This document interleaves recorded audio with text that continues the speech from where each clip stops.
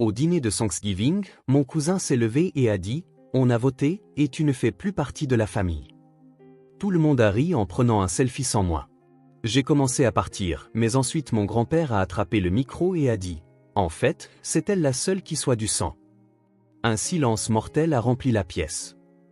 Avant de commencer l'histoire, n'oubliez pas d'aimer et de vous abonner à la chaîne pour voir plus d'histoires comme celle-ci.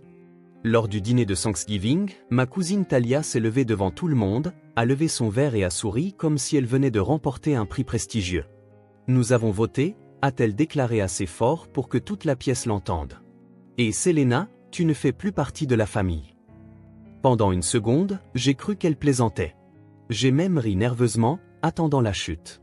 Mais soudain, toute ma table, mes cousins, mes tantes et même oncle Craig, ont éclaté d'un rire bien réel. Quelqu'un a crié « Selfie de groupe » et les chaises ont raclé le sol alors qu'ils se précipitaient les uns vers les autres, bras dessus bras dessous, souriant à la caméra. Ils brandissaient fièrement leur téléphone, les inclinant pour s'assurer que je n'étais pas dans le cadre. Je suis resté là, tenant toujours mon assiette, la part de tarte à la citrouille à moitié mangée vacillant légèrement tant mes mains tremblaient. Personne ne me regardait. Personne ne se souciait du fait que j'étais toujours debout, juste là. J'ai posé mon assiette doucement et j'ai commencé à marcher vers la porte, le cœur battant si fort que j'entendais à peine autre chose que le sang bourdonnant à mes oreilles. Je me disais que ce n'était rien, que cela n'avait pas d'importance, mais c'en avait. Cela importait plus que tout. J'étais presque à la porte lorsqu'une voix grave et ferme a tranché les rires. « Selena, assieds-toi. » Je me suis figé. C'était grand-père Henry Marlowe, l'homme le plus âgé et le plus sage de la famille, et la seule personne que je n'aurais jamais imaginé intervenir au milieu de tout ça. Chaque conversation dans la pièce s'est arrêtée. Toutes les têtes se sont tournées. Grand-père s'est levé de sa chaise, a saisi le micro de karaoké qu'ils utilisaient plutôt pour les jeux, et a fixé l'assemblée comme s'il les voyait vraiment pour la première fois. Ce qu'il a dit ensuite a réduit au silence chaque personne dans la maison et a changé ma vie pour toujours. Thanksgiving avait toujours été une fête étrange pour moi. En grandissant, c'était censé être une histoire de famille, de sentiment d'appartenance. Mais chaque année, entrer dans la maison du lac de l'oncle Craig ressemblait moins à un retour au bercail qu'à l'entrée sur une scène où je ne connaissais pas mon texte. La maison était bondée ce jour-là, chaque pièce bourdonnait de bruit.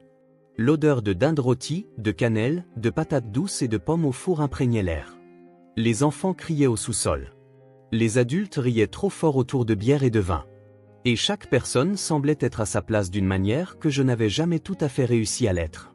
Je suis resté près de la porte pendant une minute, tenant en équilibre une tarte à la citrouille achetée en magasin, regrettant de ne pas avoir apporté quelque chose de mieux. Tous les autres étaient venus armés de plats traditionnels et de recettes familiales secrètes. J'avais pris la tarte à l'épicerie en chemin après avoir débattu pendant 1 heure pour savoir si je devais même venir. Oncle Craig a été le premier à me repérer. Il s'est approché avec un large sourire et m'a tapé sur l'épaule. « Et, Selena, regarde-toi, la citadine. Content que tu aies pu venir, » a-t-il dit, la voix trop forte, ses yeux cherchant déjà quelqu'un d'autre. C'était le genre de salutation qu'on donne à une connaissance, pas à la famille. Talia est arrivée derrière lui, vêtue d'une élégante robe pull crème, ses cheveux blonds bouclés en ondulation parfaite. Elle m'a à peine regardé avant de se tourner pour étreindre un autre cousin. Derrière elle, mes autres proches remplissaient la maison, riant en petits groupes serrés. Personne n'a remarqué quand j'ai discrètement placé ma tarte parmi les plats faits maison. Personne n'a demandé comment j'allais. Personne n'a fait de place à sa table. J'ai trouvé un siège à la table des enfants, même si j'avais 27 ans, car il n'y avait nulle part ailleurs où s'asseoir. Je me suis installé dans un coin, remuant mon thé glacé avec une paille en plastique, essayant de faire semblant que cela ne me dérangeait pas. La vérité, c'est que je n'ai jamais vraiment trouvé ma place. Après la mort de mes parents quand j'avais 15 ans, j'ai été ballotté de foyer en foyer jusqu'à ma majorité. Oncle Craig et le reste de la famille ont continué leur vie comme si de rien n'était. Je les voyais aux fêtes si je venais, mais personne n'appelait. Personne ne prenait de nouvelles. J'ai appris très tôt que ma présence était optionnelle. Pourtant, une petite partie de moi s'accrochait à l'espoir que cette année serait différente. Que peut-être, tout le monde étant un peu plus âgé, il pourrait me voir. Me voir vraiment. Grand-père Henry était la seule raison pour laquelle je venais encore. Assis près de la cheminée, habillé soigneusement d'un cardigan et d'un pantalon, il semblait plus vieux que dans mes souvenirs, ses mains plus fines, les rides autour de ses yeux plus profondes. Mais sa présence avait toujours du poids. Il ne parlait pas beaucoup ces derniers temps, mais quand il le faisait, les gens écoutaient. En grandissant, il avait été la seule personne qui ne m'avait jamais traité comme une étrangère. Quand j'étais petite, il glissait des guimauves supplémentaires dans mon chocolat chaud ou me passait des livres de sa bibliothèque personnelle en douce. Après les funérailles de mes parents, quand tout le monde m'évitait comme si le chagrin était contagieux, grand-père m'avait fait asseoir et m'avait dit « Tu n'es pas brisé. Tu ne vales pas moins que les autres. Tu es des nôtres. » Ce souvenir est resté gravé en moi à travers chaque fête solitaire et chaque anniversaire silencieux. Alors, quand la première série de récompenses familiales a commencé après le dîner et que Talia a pris le micro, j'ai essayé de rire avec eux. Ils distribuaient des prix ridicules pour le rire le plus fort, la personne la plus susceptible de renverser du vin, la meilleure danseuse TikTok. Cela semblait inoffensif au début, mais ensuite les blagues ont changé.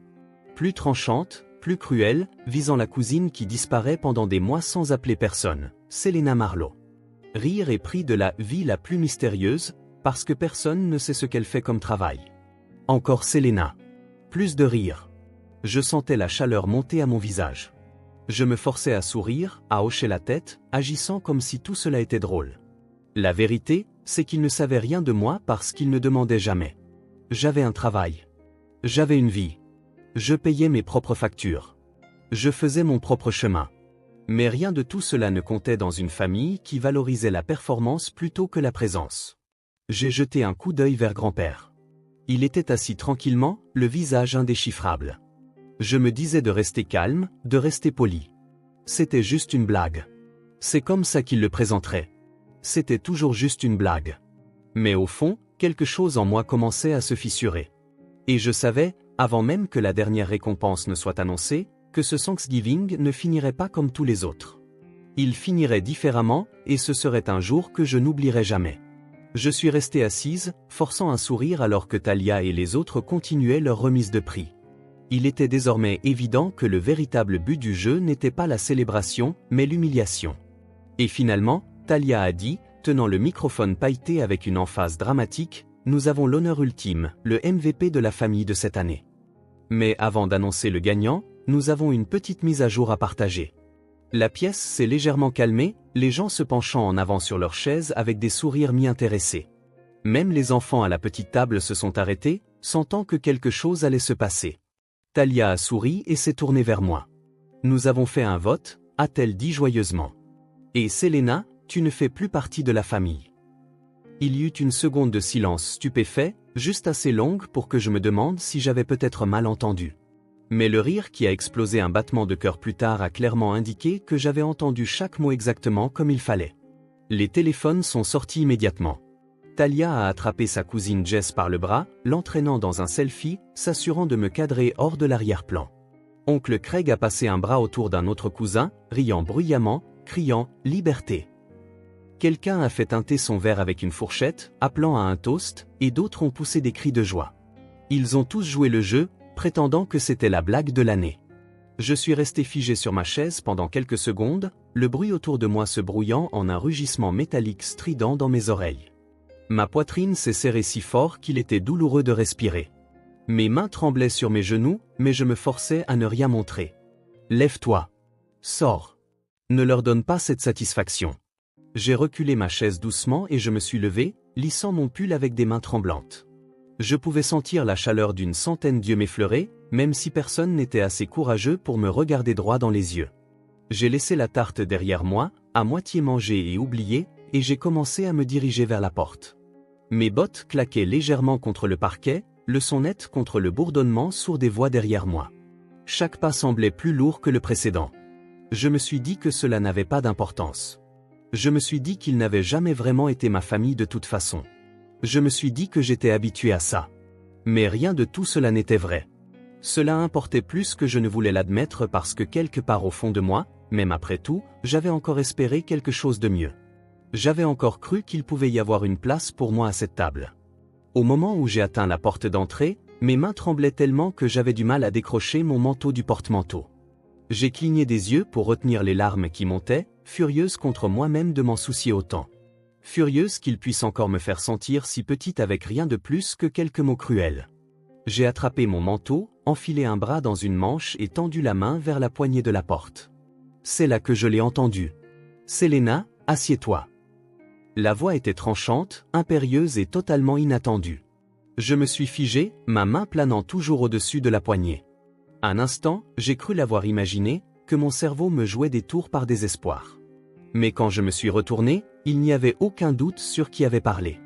Grand-père Henri s'était levé de sa chaise près de la cheminée. Ses mains agrippaient le bord de la table pour se stabiliser. Il ne souriait pas. Il ne riait pas. Il a regardé Talia, puis oncle Craig, puis a lentement balayé toute la pièce du regard. Toute la maison est tombée dans le silence. Les rires se sont éteints comme si quelqu'un avait coupé un câble.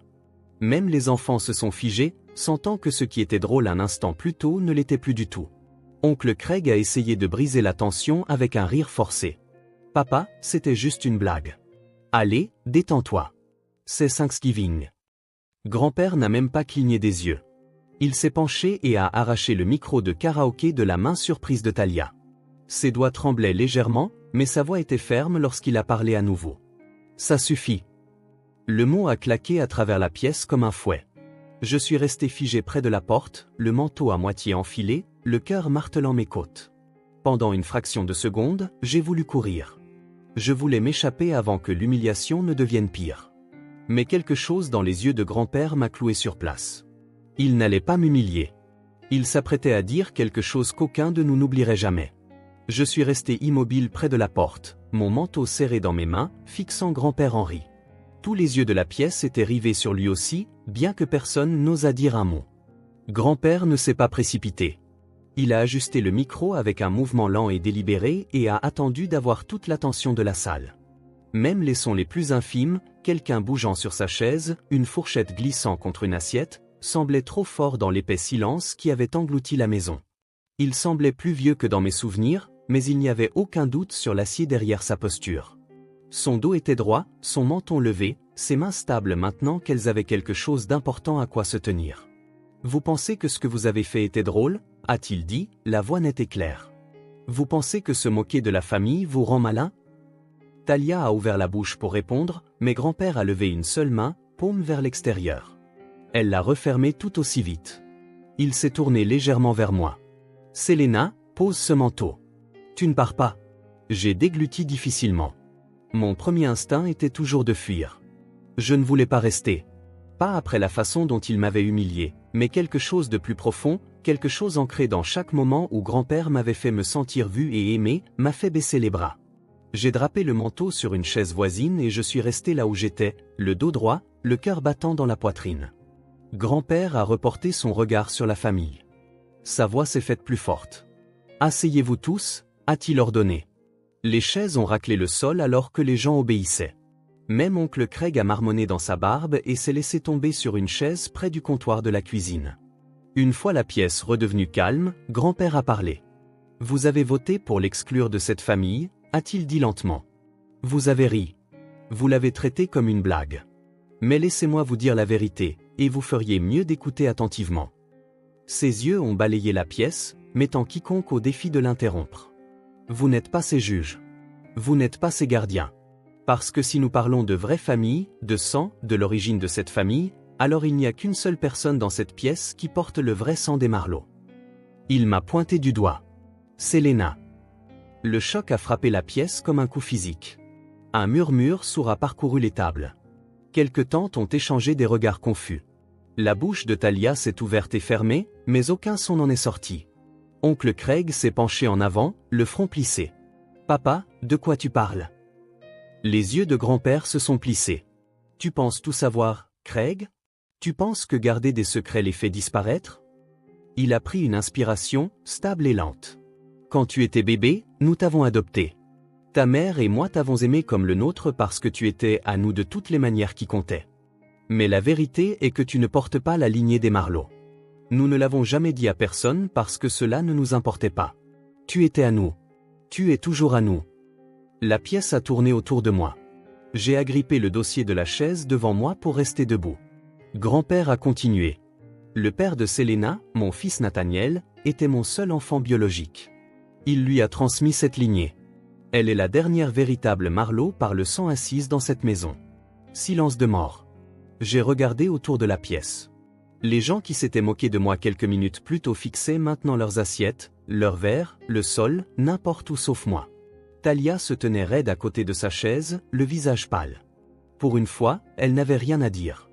Je pouvais sentir un changement sous mes pieds, comme si toute la fondation de cette famille s'était fissurée pour exposer quelque chose de pourri en dessous. Grand-père s'est tourné vers moi et s'est adouci. « Tu as ta place ici, Selena », a-t-il dit, plus qu'aucun d'entre eux n'a le droit de le revendiquer. La force dans sa voix m'a serré la poitrine douloureusement. Pour la première fois depuis très longtemps, je n'étais pas l'étrangère. Je n'étais pas la pièce rapportée. J'étais l'héritière de quelque chose de réel. Grand-père a marché lentement vers moi, ignorant les visages stupéfaits autour de lui. Quand il m'a rejointe, il a posé une main sur mon épaule. « Tu restes » a-t-il dit doucement. « C'est ta famille aussi. Ne les laisse jamais te faire douter de ça. » J'ai hoché la tête, incapable de parler à cause de la boule dans ma gorge. J'ai repris ma place, le dos droit, la tête haute. Pas parce qu'ils voulaient que je sois là, pas parce que j'avais besoin de leur permission, mais parce que j'étais à ma place, et rien de ce qu'ils pouvaient faire ne me l'enlèverait plus jamais. Le silence qui a suivi les mots de grand-père a enveloppé la pièce comme un brouillard épais. Personne ne bougeait. Personne ne parlait. Même les enfants, sentant le poids de quelque chose d'énorme et d'irréversible, étaient assis tranquillement à leur petite table. J'étais assise au bout de la salle à manger, fixant l'assiette en céramique fêlée devant moi, les restes de ma tarte séchant en une croûte collante. Je respirais à peine, attendant que quelqu'un dise quelque chose, n'importe quoi, pour briser la tension qui pesait sur nous tous. Talia a été la première à bouger. Elle a laissé tomber sa fourchette sur son assiette dans un bruit fort et s'est levée, les bras croisés fermement sur sa poitrine. Sa voix tremblait quand elle a parlé. « Ce n'est pas juste. Ce n'est même pas vrai. Tu inventes ça juste pour la défendre. » Grand-père a tourné la tête lentement vers elle. Son visage était calme, presque las. « Tu penses que je me tiendrai ici, à mon âge, à mentir pour protéger ses sentiments ? Je n'ai jamais menti à cette famille, a-t-il dit d'une voix ferme. Tu peux demander à ton père. Demande à tes tantes. Ils savaient tous qu'il y avait des choses que nous gardions privées parce que peu importait qui partageait notre sang.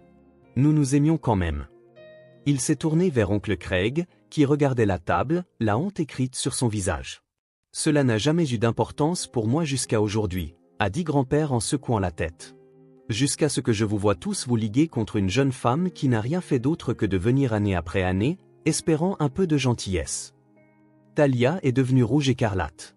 Elle a ouvert la bouche pour argumenter à nouveau, mais n'a rien trouvé à dire. Grand-père l'a pointé du doigt, puis le reste d'entre eux, sa voix s'élevant juste assez pour faire vibrer l'argenterie. Vous pensez tous que la famille consiste à être bruyant, à être populaire, à rire le plus fort et à se mettre le plus en avant. Mais la famille, c'est la loyauté. C'est soutenir quelqu'un quand ce n'est pas facile. C'est être présent encore et encore, même quand on a toutes les raisons de partir. Il a pris une lente inspiration et l'a relâchée brusquement. Vous avez échoué à ce test ce soir. Pas Selena. La finalité de ses propos ne laissait aucune place à l'argumentation. Lentement, la réalisation s'est installée dans la pièce. Chaque sourire suffisant, chaque blague chuchotée, chaque regard en coin qu'il m'avait lancé au fil des ans, il ne pouvait plus les cacher derrière des prétextes d'humour ou de tradition. La vilaine vérité se tenait au centre de la salle à manger à la vue de tous. Grand-père s'est tourné vers moi. Ses yeux se sont adoucis, les arêtes dures de sa colère laissant place à quelque chose de plus chaleureux, quelque chose qui portait encore tout l'amour qu'il m'avait toujours témoigné quand personne d'autre ne s'en donnait la peine. « Tu ne fais pas seulement partie de cette famille, » a-t-il dit. « Tu en es le cœur. » J'ai cligné des yeux rapidement, retenant mes larmes, déterminé à ne pas m'effondrer devant eux. « Pas ici. Pas maintenant. » Lentement, grand-père a tendu la main et a pris la mienne, la serrant d'une manière qui a envoyé une vague de chaleur le long de mon bras. Sa main était sèche et parcheminée, mais forte. Quelques parents ont bougé maladroitement sur leur chaise. Tante Marcy tamponnait ses yeux avec une serviette. Oncle Craig se frottait la nuque, la honte rendant son visage rouge et marbré, mais aucun d'eux n'a dit un mot. Talia s'est rassise lourdement, repoussant son assiette comme si la nourriture elle-même était devenue aigre dans sa bouche. C'était fini. Pas dans une explosion forte et dramatique, mais dans une réalisation lente et écrasante qui a changé le paysage de notre famille pour toujours. Je me suis redressé sur ma chaise, ne me cachant plus dans l'arrière-plan, n'espérant plus que quelqu'un me remarque. J'ai croisé chaque regard qui osait se diriger vers moi et je l'ai soutenu fermement. Qu'il me voie. Qu'ils comprennent enfin ce qu'ils avaient jeté. Grand-père s'est penché plus près et a chuchoté juste assez fort pour que je l'entende. Tu méritais mieux bien avant aujourd'hui. Ma gorge s'est serrée si fort que je ne pouvais pas répondre. Alors j'ai serré sa main en retour. À ce moment-là, j'ai compris quelque chose qui m'avait échappé pendant des années. J'avais passé tant de temps à essayer de gagner leur approbation, à essayer de prouver ma valeur alors que je n'en avais jamais eu besoin. J'avais toujours été suffisante. Leur cruauté ne définissait pas ma place à la table. Mon sang, mon histoire, mon cœur le faisaient. Et maintenant, grâce à grand-père, ma vérité aussi. Le dîner de famille s'est traîné péniblement après ça. Plus calme, plus gênant. Les gens murmuraient des excuses timides dans leur barbe. Talia évitait complètement mon regard. Oncle Craig essayait de plaisanter sur de vieux souvenirs de famille, mais la chaleur avait disparu et elle n'est jamais revenue. Le mal était fait, et la vérité avait été dite à voix haute. Et parfois, la vérité est tout ce dont vous avez besoin pour vous libérer. Après la fin du dîner, les gens se déplaçaient dans la maison en petits groupes raides et mal à l'aise. Le chaos habituel du nettoyage de Thanksgiving avait disparu. Les conversations autrefois animées sur les matchs de football, les soldes et les potins de famille s'étaient évanouis, remplacés par des excuses murmurées et de longs silences. J'ai aidé à débarrasser quelques assiettes de la table sans qu'on me le demande. Personne ne m'a arrêté. Personne n'a proposé d'aider. J'étais un fantôme marchant parmi les vivants. Mais cette fois, je n'étais pas celle qui devait avoir honte. Dans la cuisine, j'empilais les assiettes et les frottais sous l'eau tiède du robinet, frottant plus fort que nécessaire juste pour occuper mes mains. Derrière moi, j'ai entendu des pas légers et je me suis retourné pour voir grand-père debout, s'appuyant légèrement sur sa canne. « Tu n'as pas à nettoyer leur désordre » a-t-il dit doucement. J'ai souri, un petit sourire sincère, et j'ai essuyé mes mains sur un torchon. « Je sais » ai-je dit. J'avais juste besoin d'une minute. Il a hoché la tête comme s'il comprenait exactement ce que je voulais dire. Puis il s'est approché en traînant les pieds, tirant une chaise plus près du comptoir pour pouvoir s'asseoir pendant que je travaillais. Je pensais chaque mot, a-t-il dit après une pause. Je le redirai demain si je devais le faire. Je l'ai regardé, vraiment regardé, et pour la première fois depuis des années, j'ai réalisé qu'il ne faisait pas que me défendre. Il me donnait la permission que j'attendais depuis toute ma vie. La permission d'arrêter de courir après des gens qui ne me méritaient pas. La permission d'arrêter de me justifier. La permission d'être fier de la personne que j'étais devenue. Merci, ai-je dit, la voix rauque. Il a souri, le genre de sourire qui illuminait tout son visage, réchauffant chaque pli et chaque ride.